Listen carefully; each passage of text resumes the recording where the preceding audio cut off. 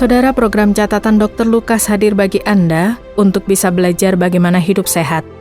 Terlepas dari seberapa baik dan sehat kebiasaan hidup, dalam kondisi yang prima pun kita bisa mengalami penderitaan, baik fisik, mental, atau keduanya dalam waktu bersamaan. Alkitab banyak membahas tentang kesehatan. Salah satunya adalah catatan Dr. Lukas dalam Perjanjian Baru. Dan melaluinya Anda akan menerima banyak hal tentang Yesus Kristus, penyembuh ajaib yang menyembuhkan manusia dari penyakit fisik maupun rohani. Dia bahkan mengalahkan maut, mengorbankan nyawanya untuk menebus dosa, supaya manusia bisa hidup kekal bersamanya.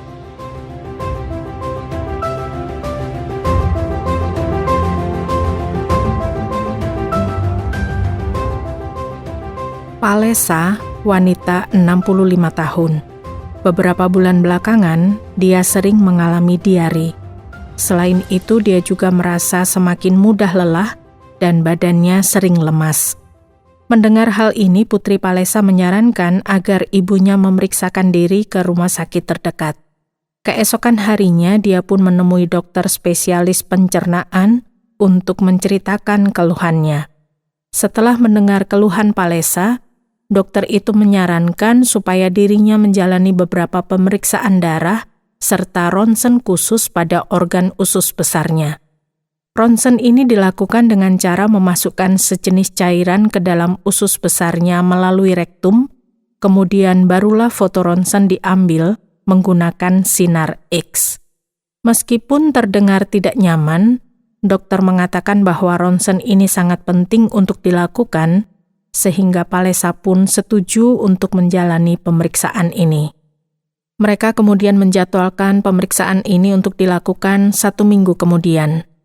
Setelah hasil tesnya keluar, dokter menjelaskan pada Palesa dan putrinya bahwa ada kemungkinan Palesa mengalami kanker usus besar. Mereka sangat khawatir mendengar hal ini. Mereka kemudian bertanya apa yang harus Palesa lakukan selanjutnya. Dokter mengatakan bahwa pertama-tama Palesa harus menjalani pemeriksaan untuk memastikan keberadaan kanker usus besarnya. Pemeriksaan ini dilakukan dengan cara memasukkan sebuah selang ke dalam usus besar Palesa. Selang ini dilengkapi dengan kamera pada ujungnya, sehingga dokter bisa melihat dan memastikan keberadaan kankernya. Selain itu, dia juga harus menjalani tes biopsi untuk memastikan bahwa benjolan yang ada pada usus besarnya benar-benar kanker. Palesa setuju untuk menjalani kedua tes ini. Hasil kedua pemeriksaan itu menunjukkan bahwa Palesa benar memiliki kanker usus besar. Pada pertemuan berikutnya, dokter menjelaskan lebih jauh pada Palesa mengenai kanker yang dialaminya. Palesa beruntung karena kankernya terdeteksi sebelum mencapai stadium yang tinggi. Kebanyakan pasien baru memeriksakan diri ketika muncul gejala seperti konstipasi, kotoran yang berwarna gelap, atau bahkan berdarah. Kebanyakan pasien kanker usus besar pada stadium awal tidak menunjukkan gejala apapun. Palesa bertanya apakah ada cara untuk mendeteksi kanker usus besar lebih cepat. Dokter menjelaskan iya, caranya adalah melakukan kolonoskopi secara rutin setiap tahun sejak seseorang menginjak usia 50 tahun. Hal ini memang sudah umum dilakukan di Amerika Serikat, tapi tidak di Afrika. Dokter itu memberitahu Palesa bahwa langkah selanjutnya yang harus dilakukan adalah menjalani operasi pengangkatan kanker. Operasi ini dilakukan untuk mencapai 2 tujuan. Yang pertama, untuk mengangkat jaringan kanker utamanya, dan yang kedua adalah memastikan bahwa kanker ini belum menyebar keluar organ usus besar. Kalau belum terjadi penyebaran, maka kemungkinan besar Palesa bisa sembuh secara total. Hal ini penting untuk dilakukan untuk menentukan rangkaian pengobatan yang harus Palesa jalani ke depannya. Palesa sudah merasa lelah dengan segala pemeriksaan yang dijalaninya. Tapi setelah berdiskusi dengan keluarganya, dia setuju untuk menjalani operasi ini. Operasinya dijadwalkan 1 minggu kemudian. Operasi berjalan lancar. Selain itu, dokter juga memberi kabar baik untuk Palesa, yaitu kankernya belum menyebar dan hanya terdapat pada dinding usus besarnya saja. Dokternya juga menjelaskan bahwa kemungkinan besar Palesa bisa sembuh secara total. Kemungkinan pasien kanker usus bisa sembuh secara total hanyalah 35%.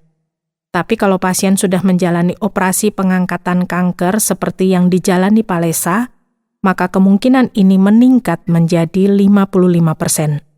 Palesa dan keluarganya sangat senang mendengar kabar gembira ini.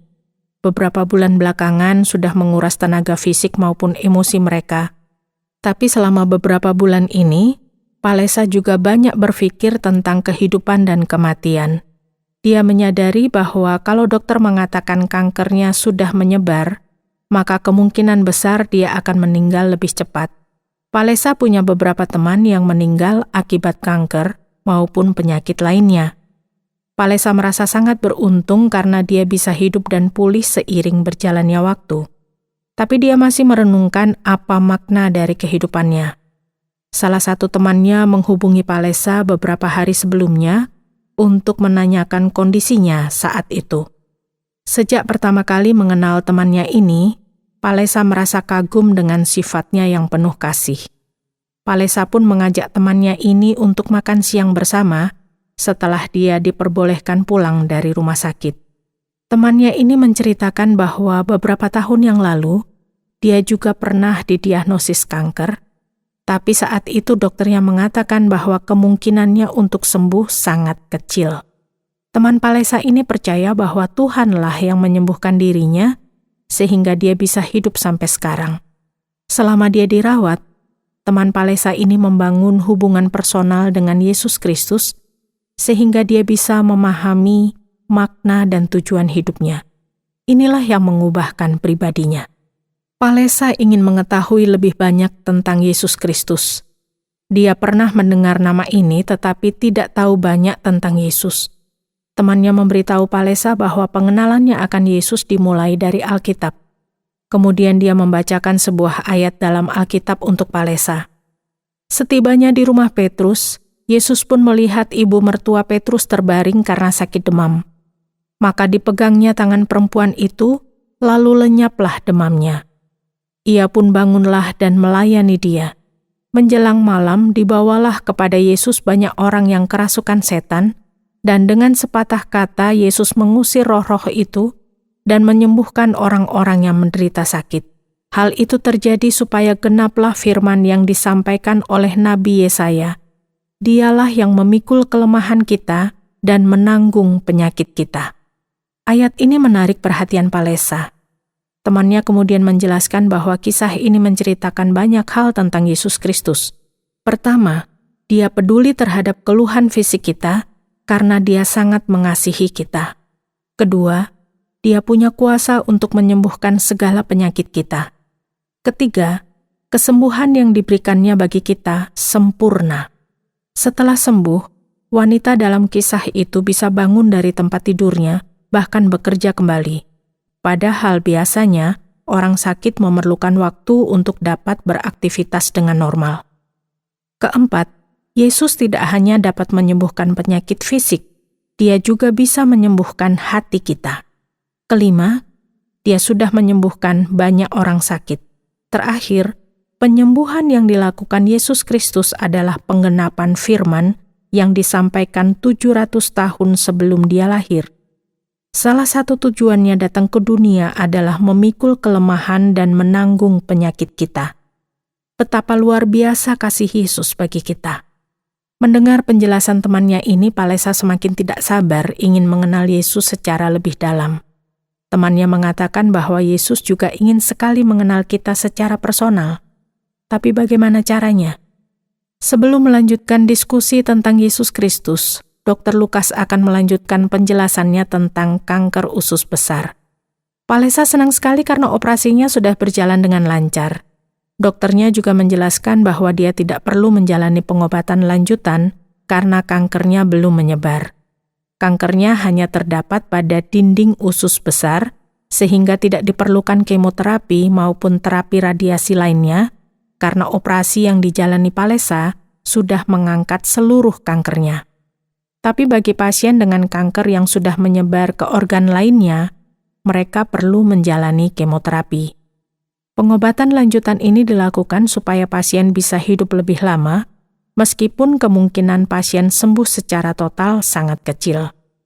Ada banyak efek samping dari kemoterapi, tapi kebanyakan pasien kanker memilih untuk menjalani pengobatan ini supaya mereka bisa hidup lebih lama.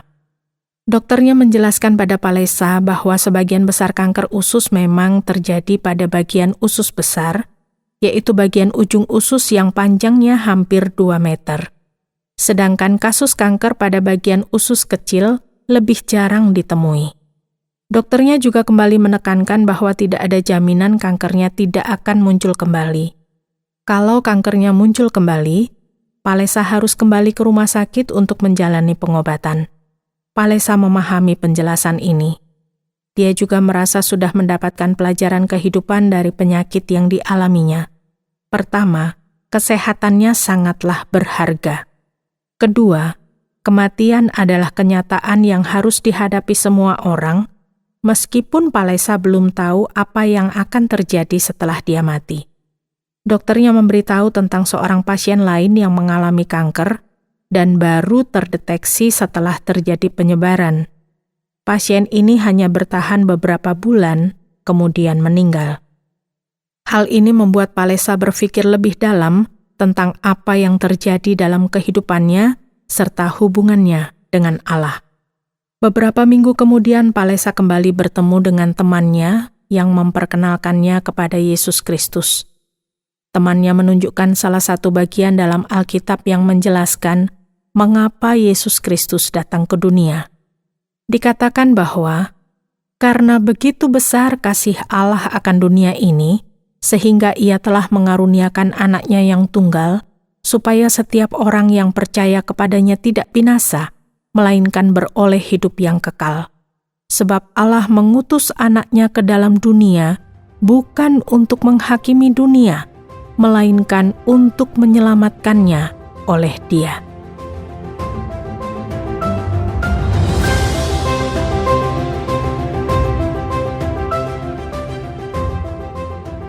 Saudara pendengar, terima kasih sudah bersama mengikuti catatan Dr. Lukas, dan kiranya ini memberikan Anda pemahaman tentang kesehatan jasmani dan rohani.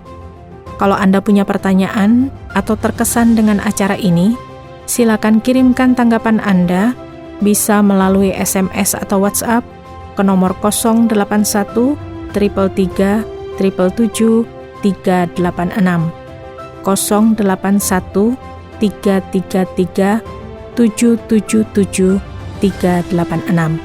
Sampai jumpa.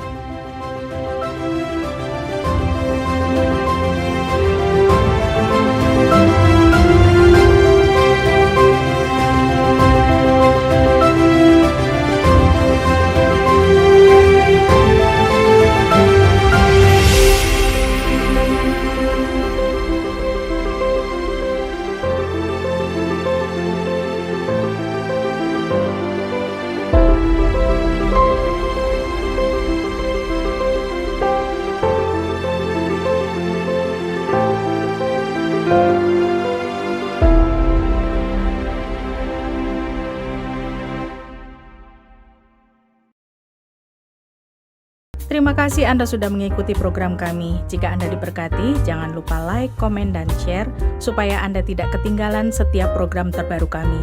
Jangan lupa juga untuk subscribe channelnya dan nyalakan loncengnya. Jika Anda ingin mendukung pelayanan kami, bisa melalui rekening kami berikut ini atau menghubungi kami di sini.